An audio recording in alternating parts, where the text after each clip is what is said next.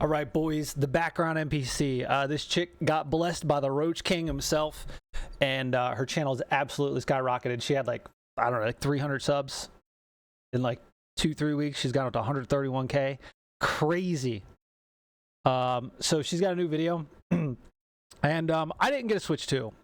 And it says Switch 2 is the last straw. I'm done with Nintendo. I kind of feel the same way. I've been looking at reviews of Mario Kart World, and a lot of people are saying it doesn't. The $80 price tag is not there. It's just you're driving in a straight line all the time. It's kind of boring. And yeah, so it says, sadly, Nintendo and I have broken up because for a while now, it's been feeling a little one-sided. And while I'm all in my feels over here, I'm not here to bash anyone who bought the Switch 2 and is loving it. Seriously, I mean that. Yeah, like if you have the money and you want to get it, have fun. You know what I mean? But we still got to look at the issues of what they've done and what they stand for. And yeah, anyway. In this video, I'm diving into how my personal relationship with Nintendo has shifted, not just because of Switch 2, because of how the company has been operating as a whole, from $80 games to locking away legacy content, fan takedowns, and some questionable lawsuits. It's been a weird few years, Palworld. And as someone who grew up loving these games on Nintendo, the company, it's been hard not to feel a little off about it. Talking about the Switch 2 launch, $80 cart, what's been going on with Nintendo and their fans, the Gary Bowser case, Palworld lawsuits, control over Joy. Damn, okay. Nintendo Online just being Nintendo Online. Yeah, what made you originally fall in love with Nintendo? Are you still in love, or are you the ass? I'm definitely the ass stage. So, yeah, let's look at this here. So the Switch 2 is out, and honestly, I wish I could say I was excited. I really, really wanted to be excited. I just don't, I just don't care. Because like now it's like console launches, or it's like, oh, here's 1, maybe 2 new games. Maybe in 2 or 3 years, we'll have 5 games out and the console might run better. Like many 90s babies, I grew up on Nintendo. Fuck yeah. Like I said in one of my other videos, my dad had, my parents were divorced. My dad had custody of me every other weekend. My dad would take me to Toys R Us. Back when Toys R Us, you go to the aisle and they had those plastic flaps with the sleeves of the front and back of like the game covers, and you'd flip it up and there was a ticket. You grab a ticket, you take it to the cash register, pay for it, then you go to like the back and they would go get it from the back. I came over to my dad's one weekend and there was an N64 sitting in the entertainment stand. You guys remember entertainment stands? We played Mario Kart 64 all weekend. Good shit.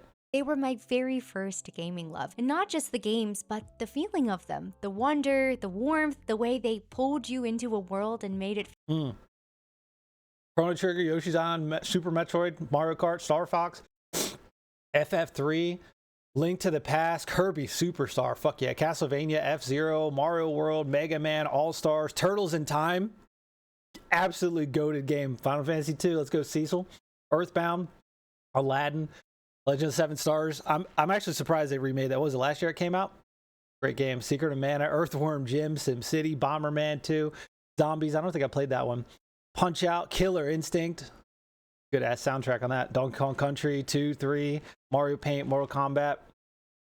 Good ones in here. Like home. Ocarina of Time was the one that really awoke something in me. That opening in Kokiri Forest with the Deku Tree, riding Epona across Hyrule Field, it all felt so massive. Like a real world was tucked inside a little cartridge. And then Majora's Mask came along, and my little self had never felt such anxiety. That eerie moon, the ticking clock, the emotional side quests that made you care so much in so little time. It was the very first game that made me feel something beyond just fun. It was sad, confusing, kind of strange at times, and very deep. It wasn't just Zelda. I was obsessed with Super Mario 64. Running wild through Peach's castle, jumping into paintings, discovering every secret star. That game felt like true freedom. And then there were classics like... Games just aren't the same anymore. I'd rather go back to blocky graphics like this and just have good gameplay.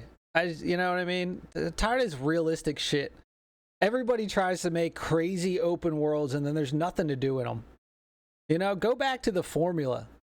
Kirby's Dream Land, Yoshi's Story, Donkey Kong 64. Ooh, Donkey Kong. Oh, right here. Star Fox. It's upside down. The meme with fucking Slippy. This baby can take temperatures up to 9,000 degrees. Like a baby in the microwave or some shit. Yeah. Star Fox, Metroid Prime, all completely different and wonderful in their own way. And every one of them had a vibe, a soul, that Nintendo spark that made it feel like you weren't just playing, you were being let in on something very special. Yeah, back in the day, it was just good. My parents bought me the original DS, and just like that, the whole thing was cracked wide open for me. That's how I found Animal Crossing Wild World, and I was hooked. Remember that? I spent hours in that little village, rearranging furniture, writing letters, fishing for red snappers, and visiting my best friend's town during our weekly sleepovers. Even now, just hearing the soundtrack makes me very emotional. It takes me right back to those quiet, cozy afternoons after school, all curled up with that clunky silver DS. I miss them with days. Nowhere else that I needed to be. Truly the epitome of nostalgia. I didn't know it then, but those games were helping to shape how I saw everything. Stories, characters, even myself. And for a while, it really felt like Nintendo understood how to make something that mattered. And it didn't stop there. I basically owned every major Nintendo console. Still got mine. Starting with the N64, GameCube, Wii, DS, 3DS, even the Wii U, which in my humble opinion was ahead of its time, by the way. But I owned all of them. And when the Switch was announced with Breath of the Wild, I was beyond excited. Like, very cringely crying at the announcement trailer, excited. I still got all my As a Zelda shit. fan, it was everything I'd ever wanted in a game, and to this day, it is still one of my favorites. That launch brought back so much of the old magic, which is probably why I held on for so long, and I even wanted to work for them. Like, genuinely. I applied to corporate Nintendo PR jobs. I don't know, I feel like most people that are like really into games, when they try and go work for the gaming company, like they lose. Same thing with like streamers. Like when you start getting into playing games for a job, they're not enjoyable anymore. Like it's not like ever since I started, you know, making content, I sit at my desk and I play on this monitor. I miss laying on my couch with a 60-inch playing games, not having to talk to anybody, not, you know what I mean? Like it kind of takes that joy away. I still have fun playing games, don't get me wrong, but it's sometimes it's like I just want to fucking shut down, not have to talk to an audience and just play. You can still do that, but it's just, yeah. Jobs probably 15 to 20 times. I'm not even exaggerating. Back in 2019, I was pursuing PR, and when I got the opportunity to go to E3 that year, the very last E3, Rip E3. I actually spoke with a Nintendo PR team in person. It was magical. You guys remember G4 TV? They used to play like random cutscenes from games all night long, and then it turned into Ninja Warrior only. Attack of the Show. Was it Kevin Pereira and Olivia Munn? And then you had Morgan Webb and Adam Sessler. God, man, I miss those shows. The Nintendo section of the event was so overwhelming and electric, and I remember thinking, this is it. This is what I want, and this is what I want to be a part of. So please, hear me out. What we are about to discuss isn't coming from someone who's out to bash Nintendo. This is coming from someone who genuinely, wholeheartedly, even at times, very cringely, loved Nintendo and their games, and really believed in what I thought they stood for. But over time, I've started to realize that maybe Nintendo isn't the company I thought they were. What I've seen over the last few years is that my nostalgia goggles have been working overtime, and they've kept me from really seeing the true nature of a company that Nintendo I once held so dear to my games heart. aren't really the same anymore. They're just not. They don't have that spark. Let's start with the release of the Switch 2. It's officially out now, and sales are booming. Records are being broken, and over 3 million units were sold worldwide on release day. People are also loving Mario Kart World, and I'm genuinely very happy for them. Yes, the game looks like a lot of fun. I just wish I felt something, because more than anything, I just feel tired. At $450 or $500 if you get it bundled with Mario Kart World, this doesn't feel like a celebration of the next chapter. It feels like Nintendo seeing how far they can stretch our loyalty, how much they can charge us for something that isn't even new, just a little bit newer. And listen, I'm not here to crap on Mario Kart. I actually really like Mario Kart. I do. It's one of those comfort games that's always been there, and it's attached to so many fond memories of playing with friends and family. But even though it looks fun, when that's the flagship title for a brand new console launch, I don't know, I personally just couldn't get behind the hype. It feels... I feel like World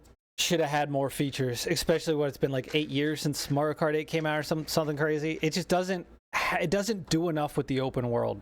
It just doesn't. It just doesn't. I haven't played it. I know people that have. and I've watched enough of gameplay and reviews to kind of know how I feel about it, you know? Kind of boring, safe, predictable. Nintendo isn't asking, hey, what's possible here? They're asking, what can we get away with? Because $80 for Mario Kart World is crazy. That's not just a new number. It's a shift in how this industry treats its players. And what surprises me, even though it shouldn't at this point, is that it's Nintendo, of all companies, ushering in this new pricing standard. This wasn't them reluctantly following a trend that I know was inevitable, but this was them leading the charge, setting a precedent, establishing $80 as the new normal, and there are games that will be $90 with the actual physical cartridge. There will be, like, it's out there, and it's just insane. Because now look at Xbox; they bumped up their years old current console $100 because of tariffs. Now Nintendo set the bar, and now everybody's gonna follow. Everybody's gonna follow. Some expansive, genre-pushing new experience, but with an exact game formula that we've literally seen 16 times at this point. And it makes you ask, why? Because meanwhile, I'm looking at games like Helldivers 2, Hi-Fi Rush, Lies of P, Remnant 2, Clair Obscur, Baldur's Gate 3, and so many more. Games that have real creative vision, some with massive campaigns, even some with fleshed out co-op systems, launching at or below $60. And many of these games are taking risks and Clair Obscur was $50. Boundaries, and somehow way more content than Mario Kart. A way to be more accessible. So when Nintendo drops a new console and leads with yet another Mario Kart at a higher price than ever before, it doesn't feel like they're honoring their legacy. It feels like they're monetizing it, like they're using it against us. Actually, kind of they know people are gonna buy it because they're Nintendo, and then they're like, we can do this and get away with it. Look, I'm all for making profit, companies making profit, making money, but I just think games shouldn't be $80. They need to be reasonably priced. I feel like if you bump them back even 70, right? 60, 70, I feel like you'd sell more units. I don't know the data on that. Maybe you won't. But I feel like if it's a little cheaper, more people will buy. But I mean, with Ubisoft saying you will own nothing and be happy, you know, you don't own your games. The crew shut down. It's just like all these companies are trying to force this. Like my whole life collected physical games. I still have all my physical games. All right. Minus a few that got stolen from moving. Movers suck. Basically, let me grab this.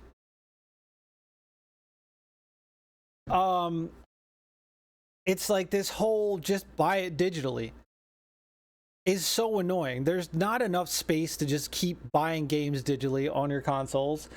And like, I'd rather just have a physical copy and pop it in. But even with most of the physical copies these days, you put it in, you still got to download it. You know what I mean? Or there's some update you got to get online. And the Switch 2, like, you had to download something before it would even work. I don't know. I just feel like in this day and age of everything, it's like, you don't own your games. I don't like that. I don't like that at all. And I know a lot of people feel that way. I'd rather have my physical copy, especially with the Switch. You know, it takes me back to the old days. We used to put a cartridge in the NES. You got to blow on it, stick it in, push it down, press a button. It was all fucking crazy.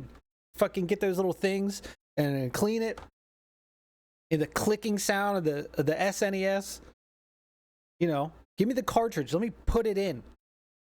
Feels like a slap in the face. That stings pretty badly. And yes, to be fair, the Switch 2 is a technical upgrade. 4K visuals, better battery, smoother performance, more storage. Well, yeah, it's been all 8 technically years. Better on paper, but it doesn't feel like a new era. It seems like a slightly fancier version of something that we already had. And for me personally, this realization of who Nintendo is not like a sudden moment of awakening. I've quietly been stepping back from them for a while now. And not because I stopped loving their games, but because I started seeing the patterns, the choices, and the shifts. And at this point, it's pretty clear that this Switch 2 release is not just about a new price tag or a genuine attempt at launching something new. It's just another step in the same pattern that's been repeating for years. Back in the day, this used to be the company that took risks, that made magic, that redefined entire genres and invited us into something truly special. But now, kind of just seems like they're relying on the fact that we'll show up no matter what, even though they are so often very anti-consumer. Yeah. It's because they know our nostalgia runs incredibly deep. Like them going after Palworld and like trying to get a patent on a glider, a fucking glider.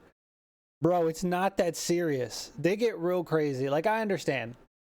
You made Pokemon. You want to try to control the patent for capturing something in a ball, but like, competition is good. Because Pokemon games have not been that great. They just haven't. They've been pretty shit. So Palworld comes in, and instead of being like, oh, this is selling, this is doing really well, maybe we should change it up and actually make a decent game. Because like, people are going to buy Pokemon no matter how bad it is. Oh, it's Pokemon, I'm going to buy it. But like, Palworld is going to force them to make a better game, but instead they just fucking strike them down with lawsuits. It's fucking crazy. No. Stop it. The more I've seen it, the harder it has been to unsee. Nintendo has mastered something I can only describe as weaponized nostalgia. They've turned our childhood memories into a soulless business model. And the part that really hurts is that it works. It worked on me for so long. I've been the Nintendo fangirl who's bought the remakes, re-releases, and updated ports, even though I knew deep down that what they were offering was not anything new. And looking back on it, I don't know, I guess it was because I didn't feel like I was buying a game. It felt like I was buying a memory. And Nintendo knows that. They know that we were fucking dead on. It feels like you're buying a memory. Fucking spot on. That's exactly what they're feeding on. It's like, I mean, look at anything. Anything from, you know, when I grew up. You know, I was born in 87, the 90s, early 2000s. Nothing is as good as it was back then. It's just not. Nothing is as good. Sure, a couple things, movies, TV shows come through the cracks here and there, but like, especially gaming, not the same. Remember how it felt to blast through alien worlds in Metroid Prime, or how it felt to spend hours raising your perfect Nintendo like it was your actual childhood pet. They know we feel these titles in a way that goes beyond gameplay, and they have perfected the art of re-releasing titles, sometimes only mildly updated, at full price, locking. I mean, look, don't get me wrong. I'm all for remaking the classics that were really good. You know what I mean? At this point, I'd rather just all the company, like, give me a new Star Fox 64, just remake it, maybe add some levels or something. Because that, you know, those games were so fucking good, but I don't know, the new games just seem to miss. Legacy content behind paywalls and subscriptions, and offering nostalgia not as a gift, but as a heartless transaction. And just a quick side note that I found out while I was writing out this video. Do you want to talk about heartless? Because I just found out that Nintendo actually replaced the voice actress for Princess Peach after 18 years. And they didn't even tell her. She found. They also, didn't they replace Donkey Kong as well? They're using the actual whoever it was from the movie. It wasn't Chris Pratt, was it? Was it Seth Rogen who did Donkey Kong? I don't even know. Found out with the rest of the world when the new Mario Kart game came out. Oh, wow. That's actually insane. But anyway, to get back on track, Jesus. There's always been a huge difference between celebrating fan love and exploiting it. And for me, it seems like Nintendo has lived long enough to finally see themselves become the villain. So moving on from the Switch to release, at some point, I started looking at how Nintendo treats the people who love their games. And what I found honestly broke my heart a little bit, because Nintendo doesn't just protect its legacy, they police it. Let's start with content creators. This is nothing new. For many years now, Nintendo has been going after them. Streamers, YouTubers, musicians, for doing what, honestly, most other gaming companies celebrate, sharing their love for the brand and its IP. Somehow, Age of Calamity despite being out in Australia, Japan, and part of Europe. Yeah. Yeah. Oof. I managed to kind of turn a blind eye to most of this until the Point Crow situation. He was a YouTuber who was making I haven't heard about this. These really incredible Breath of the Wild mod videos. Fun, creative, and totally original. And then one day, Nintendo claimed and struck 27 videos. No warning, no conversation, just straight up attacked. And it wasn't just his Breath of the Wild mods, it was any content that featured. I mean, they are against modding, big time. I mean, look at what they're doing with the Switch too. If they suspect any form of modification, they'll brick your console, which I think is crazy. Like, we homebrewed our Wii. I've jailbroke fucking tons of Nintendo consoles, PSP, PlayStation, you know what I mean? Like, it is what it is. If you buy it, you own it. Like, I get it, right? They want to make money. They want you to buy their games. You know, if it's out there for everybody and everybody just sees how easy it is and just breaks into the system and gets everything for free, they're going to lose money. And a lot of people these days are like, oh, I'm not going to buy it unless it's free. I'm only going to buy it if it's on sale for $5. It's like, you realize you want all this shit for free. These companies will go out of business. And like, I get the arguments of, all right, well, if they say we don't own our games and pirating is not stealing, I fully support that. I'm right there with you. But at the same time, it does cost money to make these games. Them, including other creators who had collaborated with him. It all got wiped out like a purge. And it made me pause because these weren't leaks and they weren't made to be malicious. It really was just fan content that was made out of love. And Nintendo really cracked down on it like it was a threat. And this was not an isolated case. One that has really stuck with me was Gilvasunner. And if you didn't know, Gilvasunner's channel used to be one of the only places online where you could find full Nintendo soundtracks. For years, Nintendo basically had these locked up very tight unless you were able to purchase a physical CD from Nintendo themselves. They weren't on Spotify, Apple Music, Nintendo's YouTube channel, no official platform to listen to any of it. And Gilva wasn't trying to profit from this. There were no ads or monetization, just the original music uploaded for fans who wanted to relive the moments those songs came from. It was, I mean, the older games had, great music. Really a gift to the community. And then it was gone. Nintendo initially sent over 1,300 takedown notices, and after that, it was followed by another 2,200. The entire channel was essentially wiped out. And that's the thing with, is it Nintendo and I think some other companies, right, trying to take down emulators and ROMs, and it's like, this is history. It needs to be preserved. You know, a lot of these older games, like, sure, some of them are like, if you pay for Nintendo Online or whatever, you can play, you know, through their own emulator. But like a lot of these older games, just let people emulate it. You're not losing money. The games from 30 years ago. Let people play them. You know, like, they shouldn't be deleted. Fucking, it's, you know, crazy.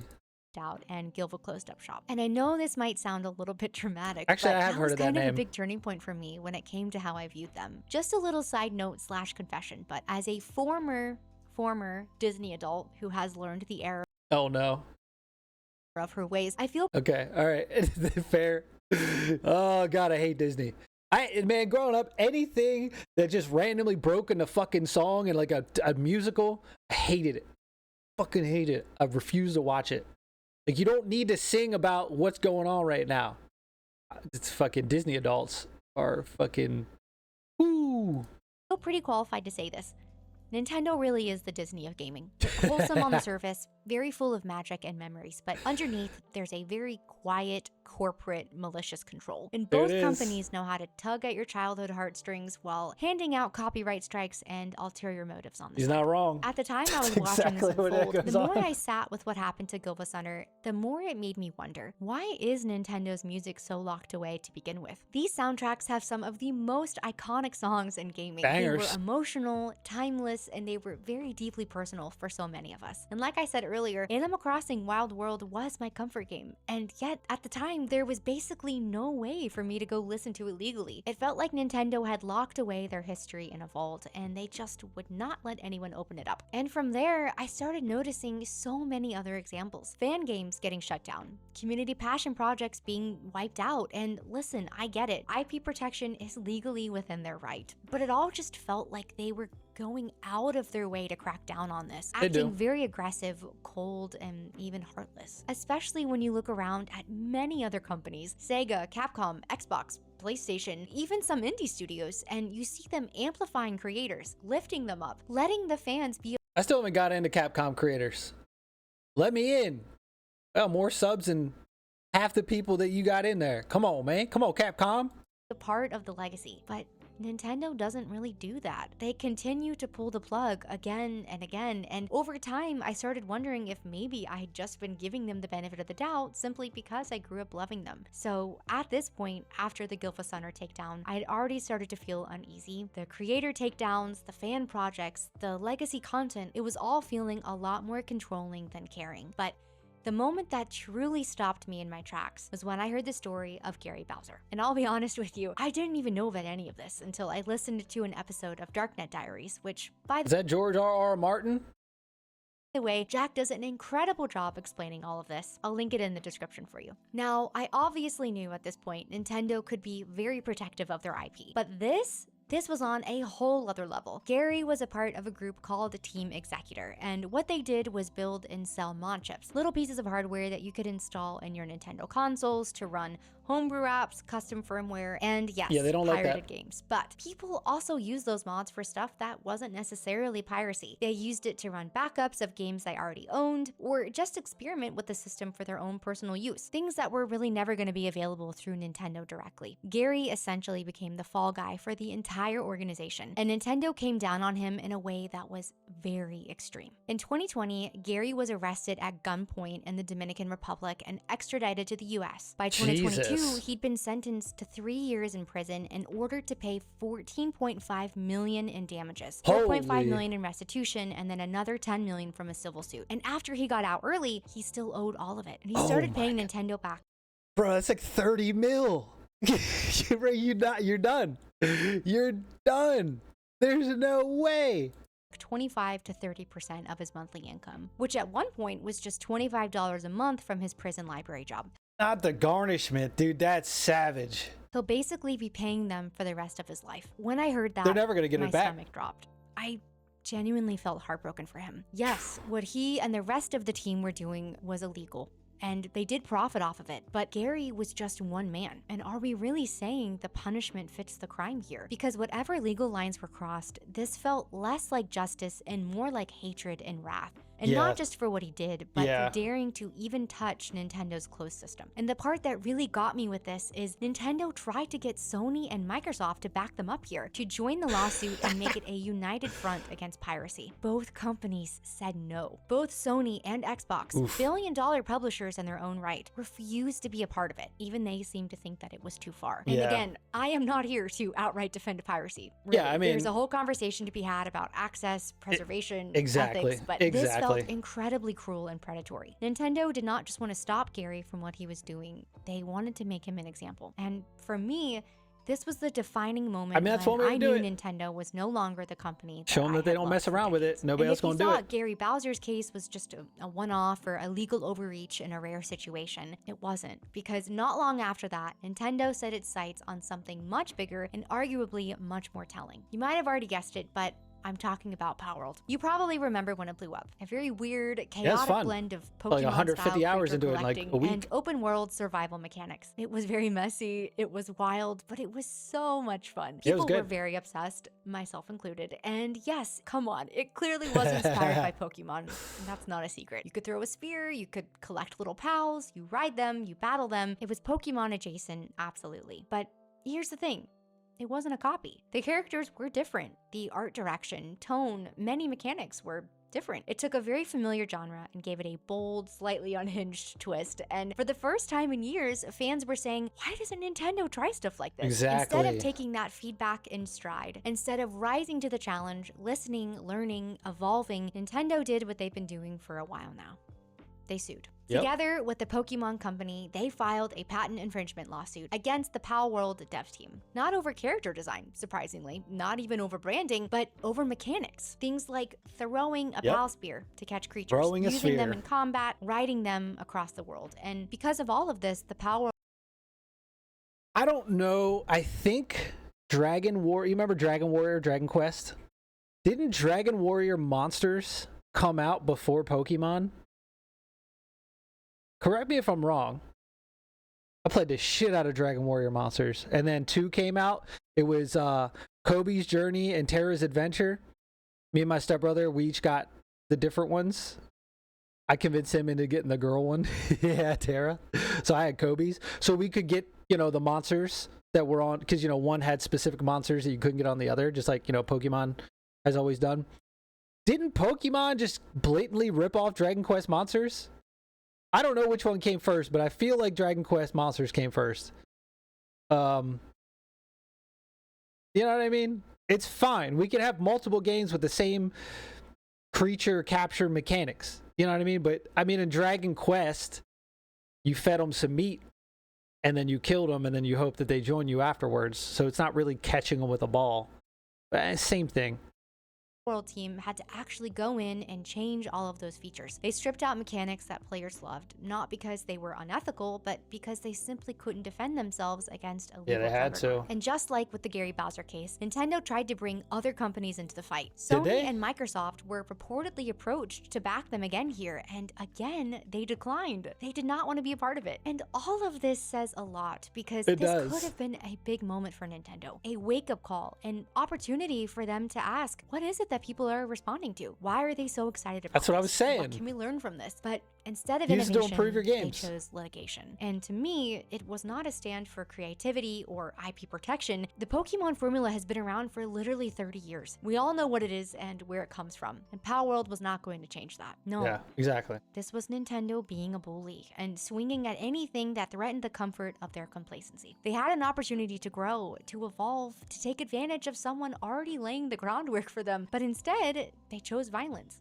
And after everything, the creator takedowns, the lawsuits, the silencing, Mario of innovation, Sky. you think maybe Nintendo would at least try to get one thing right: their legacy. I remember when Nintendo Online was first announced. It sounded like such a win, a way to legally revisit classic titles, play old favorites, dive back into the library that built up this brand. And at first, I was so hopeful, but the reality has been frustrating at best. Games get added randomly. Some months it's not much. Other months it's one obscure NES title no one really asked for. Entire consoles like Game Boy Advance or N64 still feel incomplete, and sometimes titles will just disappear without warning Oh, or really? explanation. They're just gone. And now, with the launch of the Switch 2, I thought maybe they would just try to clean things up a bit. GameCube has finally joined the retro lineup, which is very awesome, but they only added 3 games at launch: Wind Waker, Soul Calibur 2, and Oof. F-Zero GX. Like, Oof. yeah, that's a cool trio, Ugh. I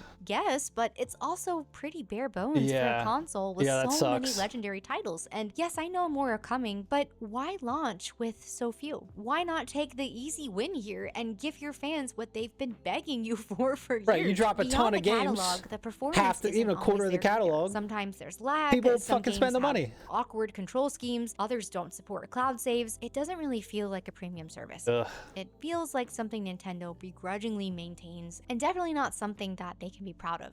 The thing is I've always wanted to support something like this. I actually am very happy to pay to play these games legally. I want to revisit Same. the titles that shaped me in a clean, easy way, but Nintendo has made it so hard. It's like they're sitting on this treasure trove of nostalgia, this very beautiful, powerful legacy, and instead of sharing it or celebrating it with us, they keep it to themselves and withhold it. They kind of hold it over us like That's the thing. Like, if people can rip it and make emulators and have ROMs and have every game, Nintendo can do it too. They can do it. If they drop their full category and have it on their Nintendo Online, I'd fucking go get it right now. Just to have access to everything? Come on, man. But no, they're stingy. drugs, honestly, banking on the fact that we'll continue to play the part of the willing addicts who will be so happy for even the tiniest drop. It really is heartbreaking, but at this point, I'm not even really mad about it. I'm just tired and maybe still a little bit sad.